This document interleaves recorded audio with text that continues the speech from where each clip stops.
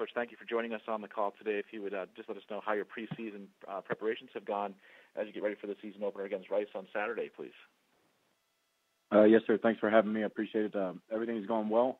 Our kids started school last Monday, so we've had a week now to prepare during the school year, and in terms of just our weekly preparation with with classes going on. So I had a great fall camp, fairly healthy, so I'm very optimistic about our opener.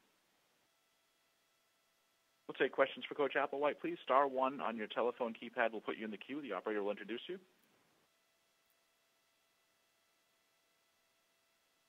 We'll now take our first question from Chris Day from NOLA.com. Please go ahead. Your line is open. Hi, Coach. I just had kind of a general question about transfer quarterbacks. What do you see as some of the primary reasons for the rise in the number of transfer quarterbacks in recent years? I just think it's, a lot of I think you see a lot of players playing earlier now at the quarterback position. You've seen teams break huddles and get out of the huddles, and they've been more no huddle. I think that you've had an opportunity to see guys play earlier. They can get into situations and play earlier, so quarterbacks can kind of see the handwriting on the wall earlier. And you've seen just more guys transfer from that perspective. How is it different than maybe your playing days at Texas? It was you and Chris Sims that spent so much time together and shared snaps and whatnot. Do you see situations like that so often anymore? Well, I think every situation is different. Every quarterback room is different. Every offense is different. There's changes of coaching staff. There's changes in styles of offense. There's players coming in that they're over recruiting you as a quarterback. There's a lot of different reasons and a lot of different scenarios. So you got to take that into account. But I do think what I mentioned earlier is just one of those thousands of things that contributes is now that kids are more in a spread offense and most everybody is running those type of offenses, you're able to get those guys on the field faster. And so sometimes the quarterback situation plays itself out quicker, and guys are able to do that earlier in their career and go try to find playing time elsewhere.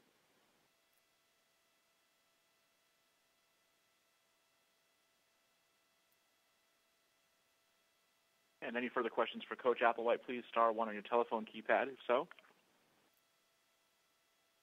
Which I'll take the next one, if I may be, with Rice coming in already having played a game. Is there more of an advantage to kind of having a game under your belt and maybe getting some of the rust off early, especially when you have won that game, or in your instance where you're more of a blank slate, and particularly even with a new coordinator?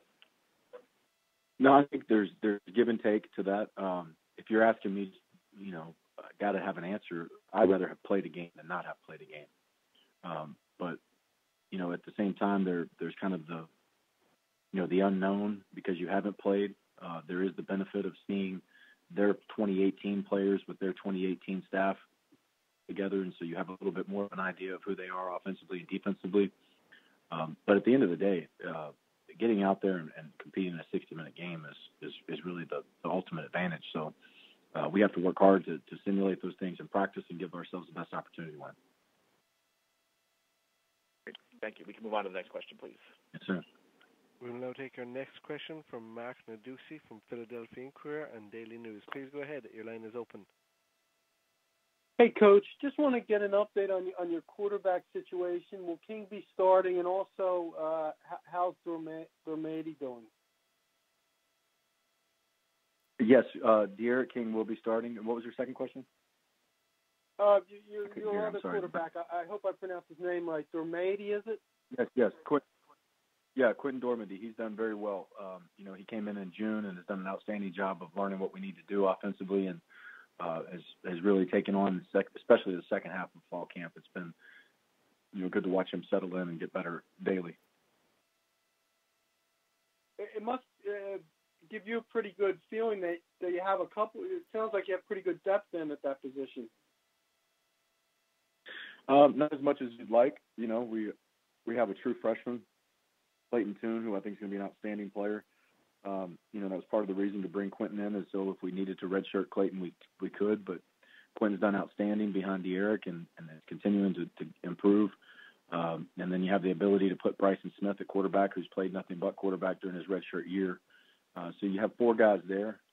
But all four guys have done a great job with Coach Briles thus far. Thank you, Coach. Thank you. We will now take our next question from Kyle Kensing from Athlon Sports. Please go ahead. Your line is open. Coach, how have you seen Ed kind of respond to the attention and the excitement kind of built around him heading into this season?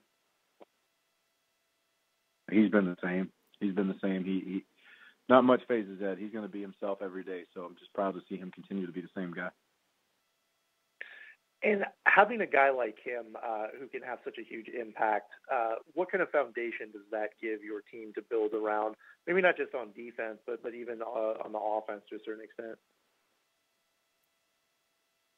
Well, I mean, anytime you have an outstanding elite player on either side of the ball, there's a sense of confidence. I saw it with this team when Greg Ward was playing quarterback. The defense knew if we just get him the ball back, we got a chance to score. We got a chance to win this game. Probably the same way the offense looks at it and sees them in a run situation. It says we got a great player on the defensive line that can slow this run down. So it brings a level of confidence and competitiveness to your team when you have a player that plays at such a high level. Thank you. Thank you. We will now take our next question from Leo Hagery from It's Sports Magazine. Please go ahead. Your line is open. Good morning, Coach. Good morning. Morning, Coach. Yes. Coach, when you Good finally morning. choose to hang up, I'm doing fine. Thank you for asking. Coach, when you finally choose to hang up the whistle for the last time, in one sentence each, what do you hope that your legacy is as a coach and as a person?